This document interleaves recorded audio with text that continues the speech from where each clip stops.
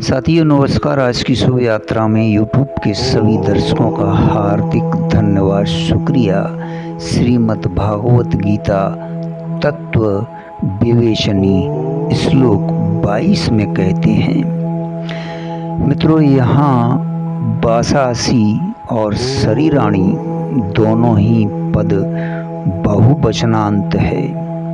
कपड़ा बदलने वाला मनुष्य तो एक साथ भी 3-4 पुराने वस्त्र त्याग कर नए धारण कर सकता है, परंतु देही यानी जीव आत्मा तो एक ही पुराने शरीर को छोड़कर दूसरे एक ही नए शरीर को प्राप्त होता है। साथियों, एक साथ बहुत से शरीर का त्याग या ग्रहण युक्ति से सिद्ध नहीं है।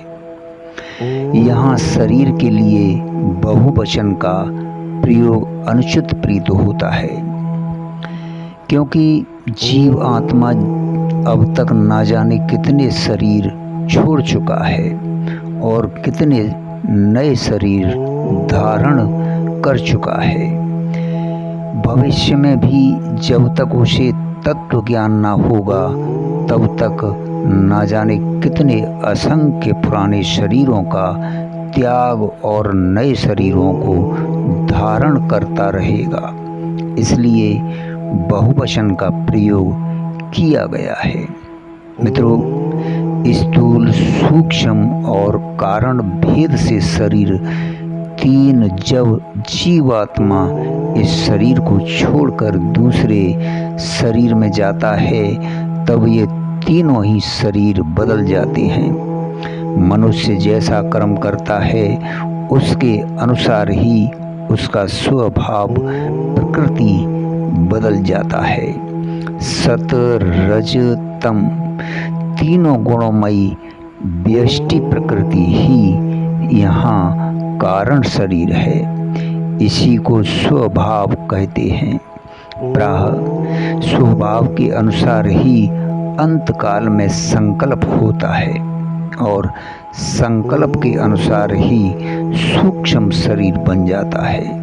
कारण और सूक्ष्म शरीर के सहित ही यहाँ जीव आत्मा इस शरीर से निकलकर सूक्ष्म के अनुसार ही अनुरूप ही स्थूल शरीर को प्राप्त होता है।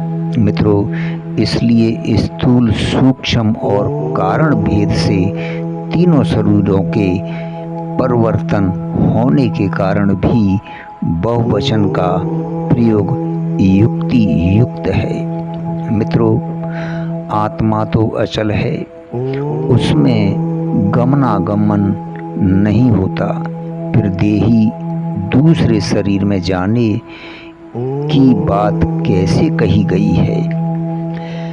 साथियों, वास्तव में आत्मा अचल और अक्रांत होने के कारण उसका किसी भी हालत में गमनागमन नहीं होता। पर जैसे घड़े को एक मकान से दूसरे मकान में ले जाने के समय उसके भीतर के आकाश का घटाकाश भी घट के संबंध से गमनागमन सा प्रतीत होता है, वैसे ही सूक्ष्म शरीर का गमनागमन होने से उसके संबंध से आत्मा भी गमनागमन की प्रतीत होती है।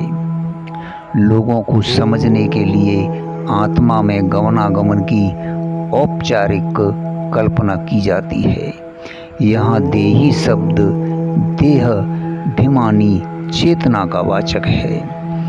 देह के संबंध से उसमें भी गमनागमन होता सा प्रतीत होता है। इसलिए देही के अन्य शरीर में जाने की बात कही गई है। धन्यवाद, शुक्रिया।